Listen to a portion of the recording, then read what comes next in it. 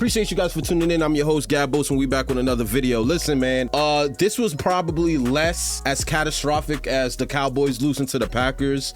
I saw Eagles losing to the Buccaneers when you guys lost to the Giants and you lost to the Seahawks and you lost to the Cardinals. I said enough is enough. You guys started off 10-1, and right before our eyes, you guys aged like Joe Biden. I mean, like, well, in dog years. You know what I mean?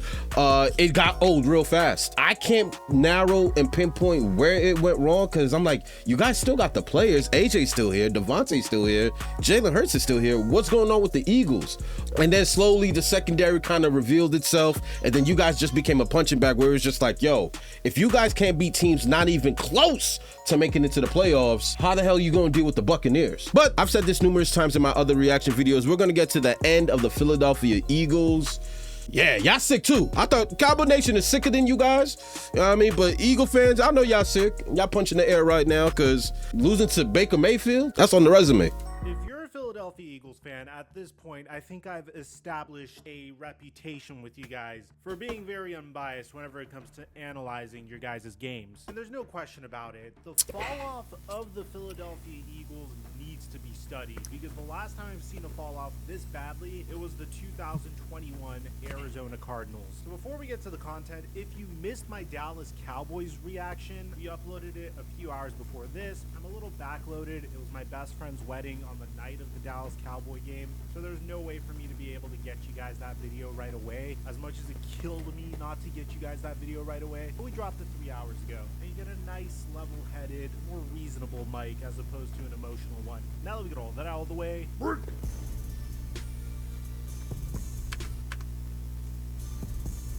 $700 off of all of these flooded. So I'm gonna start editing this part out whenever I react to Mike. As well, but we're not done. $100 Instagram story that I made you. What? I mean, this team was one of the hottest teams in the entire NFC to start the season. Facts. Season 11-1, and they beat a lot of good teams during that stretch as well. They beat the I think they were 10-1. No, the Dallas Cowboys in Week 9, the Kansas City Chiefs in Week 11. No, they were 10-1. Because Marquez Valdez-Scantling missed a wide open pass from Patrick Mahomes that would have been a touchdown. Oh yeah, by the way, following that, Nick Sirianni did this.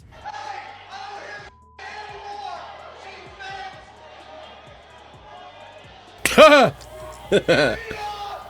the Buffalo Bills the week after. He was talking like that? And then it seemed like right after they beat the San Francisco 49ers and Nick Bosa said this. Yeah, I mean, you see it on tape, though. And then, obviously, we put the blueprint out there. Hopefully, Cowboys watch the tape. We made Jalen stay in the pocket and escape outside instead of those B-gaps, and paid off. Because Jalen's looking at the rush every play.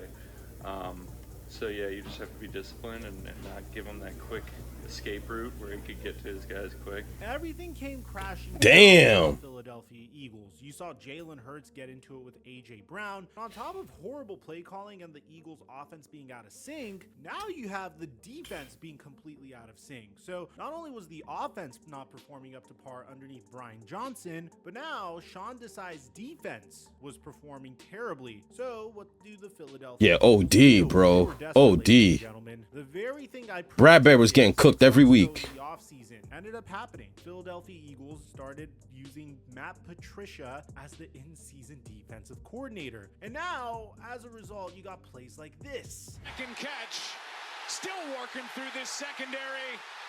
I mean, the Philadelphia Eagles couldn't tackle a wide receiver or a running back to save their life in this game versus the Tampa Bay Buccaneers. And I'm not in a position where and that's such a weird, I'm not trying to talk over you, Mike, but that's just such a weird problem, right?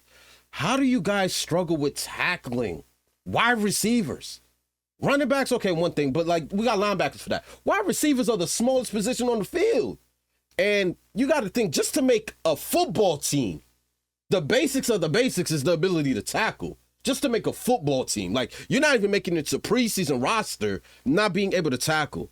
So for a team to be 10-1 and coming off a Super Bowl L with that experience, with that loaded talent, and it's like, you guys can't wrap up no one. It was such a weird problem to start having after starting off 10-1. Like, how do you fall off that bad? I just don't understand it, bro. epic proportions. Bring it back a little bit. Life in this game versus the Tampa Bay Buccaneers. And I'm not in a position where I could talk trash because the Dallas Cowboys had a meltdown of epic proportions. But at least in that particular instance, it was surprising. Everyone was expecting the Philadelphia Eagles to lose going into this game. I mean, look at the pregame predictions for crying out loud. Sheesh. I said the same thing. Tampa Bay over the Philadelphia Eagles in a playoff series, I would have laughed at you straight up, and I'm a Cowboy fan. Now, throughout this game, I saw more or less of the same exact things that were haunting guys running wide open throughout the entirety of the season. And here's a perfect example of the incompetence that I've been telling you about. It's 3rd and 2. If it was September, what would you predict the Philadelphia Eagles run up the middle? 3rd and 2. There's no question about it. Everybody knows it's coming. It's the most annoying and irritable play in football. A play that people were begging to ban. A play that Nick Sirianni was begging the NFL not to ban. A play that they called unstoppable. And they would run it on 3rd and 2s, especially on 3rd and 2s. Because even if they didn't get it on 3rd and 2, they would get a 4th and inches scenario, and then they would run it again on 4th and inches. And if you don't know what I'm talking about at this point, I'm talking about the tush push. You know, that play where multiple of Jalen Hurts' teammates would shove his cheeks a few inches so they could get the first down or a touchdown. Yeah, the most irritating play in I thought this was such a, like, I saw a stat the other day that revealed that Jalen Hurts is now past Michael Vick for rushing touchdowns. And I'm like, yo, you leave it to the stats. You would think that Jalen Hurts was a better rushing quarterback than Michael Vick. But I'm like, man, cut the cap. Now, touchdowns are touchdowns. But when you see how Jalen Hurts is really getting his rushing touchdowns, it's like, come on, man. Like, you getting pushed by your running backs and your tight ends behind you. I'm not even trying to sound like a hater. It's just not impressive. It's not impressive when you compare it to the other scrambling quarterbacks, the Michael Vicks of the world. It's like, come on, bro. This dude had more touchdowns than Michael Vick in the season on the ground. And they're just not memorable unless we're watching the tush push. But it worked. What did they do on this 3rd and 2? Well, they ran 4 verts. And the craziest part about this was they ran 4 verticals against a blitz, for crying out loud. I mean, a 10-year-old You're not going to have enough time. Would run a better play call than that. It seemed like everything that had the Eagles in sync was gone. And granted, A.J. Brown wasn't playing in this game due to injury. I don't think I've ever seen a fall off like this before in my entire life. James Bradbury was benched in the middle of the game for Keely Ringo. Now, he probably had this coming because he hasn't been performing well up until this point, but it just goes to show how in a blink of an eye, this team went from being the favorite to make it back into the Super Bowl in the NFC to a team that's a shell of its former self. And even when the Eagles would make good plays, they would follow it up with a questionable call. For example, after their very first touchdown of the game, they decided to run a tush push so they could get a 2-point conversion. There was literally no reason to do this at all whatsoever.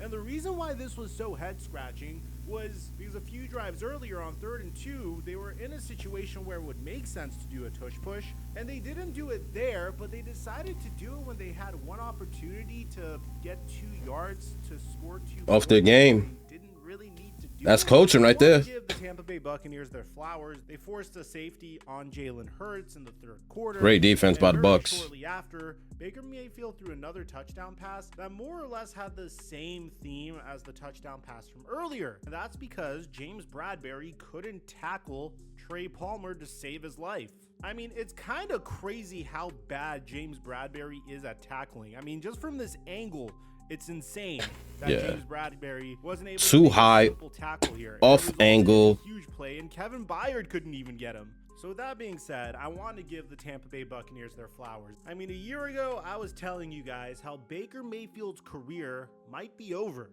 And at the time, it looked like Baker Mayfield's career might be over. And I'm really happy to say that it's the exact opposite story today as well. Now, y'all just got Baker Mayfield paid. Known cycle, by the way. And I hope he breaks this. You know what I mean? Y'all just got that man paid. I love rooting him on. But his goes play like shit, criticized by media, underdog mentality, beat inferior opponent, call out doubters, and it continues.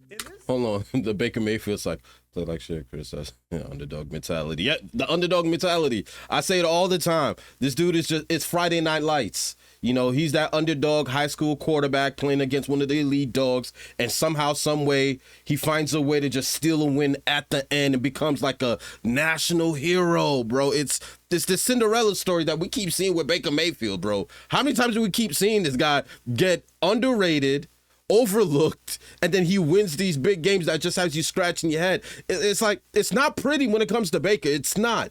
It's not anything special. It's not anything you haven't seen before. It's just this guy guts out wins. He guts it out. Even when he scrambles, it's like he's like not sliding. He's going through linebackers and he's getting up and he's beating his chest. And it's like, how does Baker Mayfield keep doing this? Particular scenario, he's had one of his best seasons to date. He has the most weapons he's ever had in Tampa Bay. He proved himself on a proven contract. He got further this year with more or less the same offense as Tom Brady had last year. If you guys remember, Tom Brady was knocked out in the NFC wild card by Cowboys last year. And Baker Mayfield was able to get further than that this year with more or less the same offense as Tom Brady. I'm happy that Baker Mayfield got another chance. But let's be real. The Eagles were not last year's Cowboys. The Cowboys were a pretty good team last year and this year too. So the Eagles were reeling and that defense was suspect. Let's not do that.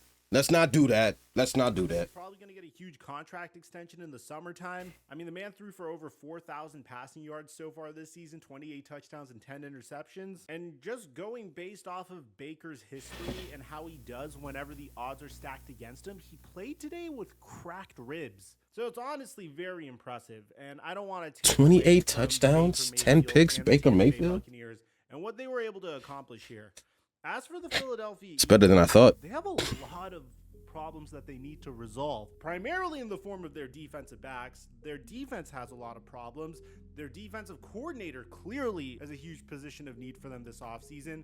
Their offensive coordinator is another huge position of need this offseason, and they need to ask themselves whether or not they want to continue forward with Nick Sirianni, which there were rumors originally, we mentioned this in my Dallas Cowboys video, that the Philadelphia Eagles may consider firing Nick Sirianni if they exit the playoffs early. Now, bear in mind, and I said, why would fire him though? He just brought you out to the Super Bowl. This offseason is one of the greatest off seasons in NFL history to be in the market for a head coach. We have blue chip head coaches like Mike Vrabel, Ben Johnson, Jim Harbaugh, who just interviewed with the Chargers and won a national championship, Bill Belichick, who just had an interview with the Atlanta Falcons. Pete Carroll is available as well. It's a great time to need a head coach. So if Pete, I forgot about Pete too. Head coach, now would be the time to consider making a move. There's a myriad of different ways the Eagles could go in this offseason. Historically, they've shown me that they're willing to be aggressive to get the guy that they want.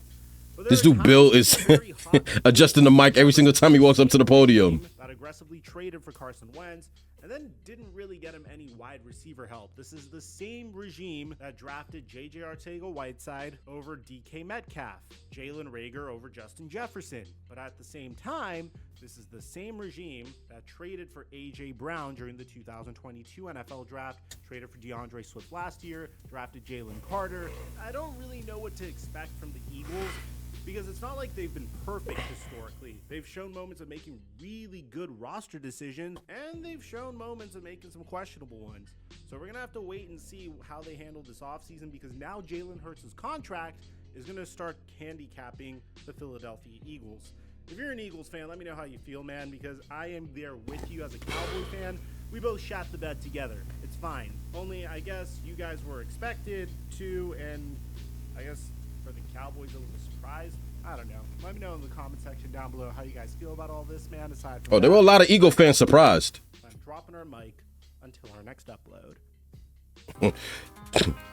Don't get it messed up. There were a lot of Eagle fans that was sick about that loss to Tampa, bro. There were a lot of people that didn't see it coming. It was predictable to me, but it is what it is. Honestly, I don't think y'all should fire Sirianni. I wouldn't put him on the hook. Like, y'all just went to the Super Bowl, what, 2022? Was it 23? Yeah, just last year, y'all went to the Super Bowl. I'm not firing him after a first-round exit. And you guys technically went 11-6. The last 5 games wasn't pretty by any stretch, but I don't think that's nothing that can be adjusted with better players and a new coaching staff. But nonetheless, bro, y'all let me know in the comment section what you feel about the Philadelphia Eagles. I still stand that Dallas loss in the first round was by far way worse than the Eagles losing to the Bucks. But everybody's ego is hurt, and I'm just here to watch the chaos. Y'all let me know in the comment section how y'all feel about both teams. Let me know certain changes that you want to see in the Eagles if they need to make a change. Like, it is what it is. Some people might feel like it was just a glitch in the matrix that the Eagles couldn't make it to the Super Bowl. And we should keep everything the same. But I'm gonna holler at you guys in the next video. Road to 20K humbly. Holler at you guys next video. My bow. See y'all boys at the top, man.